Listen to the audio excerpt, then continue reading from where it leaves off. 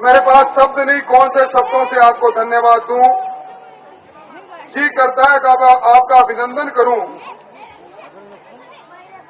आप लगभग 4 घंटों से वसुंधरा जी को देखने और सुनने बैठे हैं। मैंने मेरे राजनीतिक जीवन में इतनी अनुशासित और धैर्य से बैठी हुई इतनी अपार जनसमूह को कभी नहीं देखा। और आपकी ये उपस्थिति इस बात को दिखा रही है कि नंदलाल जी मीणा साहब की अगुवाई में आप सब लोगों के मन में एक इच्छा है, और वो इच्छा ये है कि वो वसुंधरा जी जिसने प्रतापगढ़ जिले को जिला बनाया, विकास के नए सोपान खड़े किए, कुछ विकास के इच्छाएं कम रह गई, कुछ हुए नहीं, उनको पूरा करने के लिए एक बार फिर राजस्थान के तख्त पर आए। भाइयों, जब ये स्वराज संकल्प यात्रा 4 भुजा से चली थी तो लग रहा था कि ये यात्रा नहीं, ये वसुंधरा जी के नाम की आंधी है, जन समर्थन की आंधी है। पर आज 10 दिन की इस यात्रा के बाद मैं ये कह सकता हूं कि आंधी नहीं, ये तूफान है। और इस तूफान के अंदर जिन लोगों ने आदिवासी क्षेत्र में धोखा और प्रपंच की राजनीति करके 65 वर्षों में 50 वर्ष से ज्यादा समय तक वोट को ठगा, ऐसी कांग्रेस पार्टी उसके जिस तरह ताश के पत्ते उड़ते हैं वो कहां जाकर गिरते हैं मालूम नहीं, उसी तरह इस कांग्रेस का सफाया इस क्षेत्र से हो जाएगा।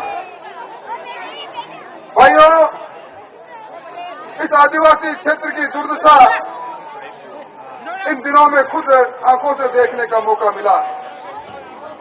हम परसों इस यात्रा से आगे बढ़ रहे थे, देख रहे थे कि आदिवासी क्षेत्र के छोटे छोटे बालक नंगे पांव स्कूल की ओर जा रहे थे, और थोड़ी दूर आगे गए तो देखा एक जगह पर बरसात का पानी इकट्ठा है, उसी पानी में पशु पानी पी रहे हैं, और उसी पानी को हमारी बहन भरकर पीने के पानी के लिए अपने घर की ओर ले जा रही है।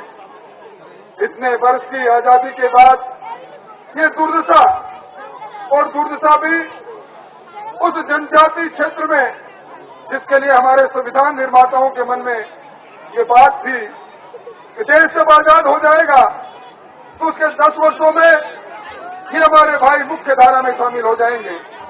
इसलिए भाइयों, अभी किरण जी पूछ रही थी बिजली नहीं आपके पास है या नहीं, आप कह रहे थे ना। पीने का पानी के बारे में पूछा तो ना, आपको राशन का सामान मिलता है तो ना। मैं समझता हूं कि आपके पास तो एक दमदार नेता है, उसके पश्चात भी इस प्रकार के हालात हैं, बाकी स्थानों पर क्या हालात होंगे उसका अंदाजा लगाया जा सकता है। आज राजस्थान के अंदर अशोक गहलोत की सरकार अपनी उम्र को पूरा कर रही है। जब अशोक गहलोत की सरकार बनाने की बात कर रहे थे इनकी पार्टी के लोग, तो इन्होंने एक घोषणा पत्र जारी किया और राजस्थान के लोगों को कहा ये घोषणा पत्र है जिसके आधार पर हम शासन कायम करेंगे। और जब शासन में आए तो कहा पहली मंत्रिमंडल की बैठक में हमने इस घोषणा पत्र को सरकारी दस्तावेज में बदल दिया। आज पूछना चाहती है राजस्थान के लोग, पूछना चाहता है राजस्थान का एक किसान, अशोक गहलोत आपने वादा किया था किसान की फसल का बीमा करना, वसुंधरा जी ने प्रारंभ किया, आप उस फसल के बीमा को उसकी इकाई को ग्राम पंचायत तक ले जाओगे। आज 4.5 वर्ष बीत के आप लेकर गए, आपने ये वादा किया था बेरोजगार को हर वर्ष 1 लाख सरकारी नौकरी के साथ जोड़ने का, क्या आपने इस वादे को पूरा किया? आपने वादा किया था कि आप हर वर्ष 1 लाख हेक्टेयर सिंचित क्षेत्र बढ़ाएंगे, क्या आपने ये वादा पूरा किया? आपने वादा किया था कि आप शासन में आएंगे तो पेट्रोल और डीजल पर वैट समाप्त कर देंगे। आज वैट समाप्त करने की तो बात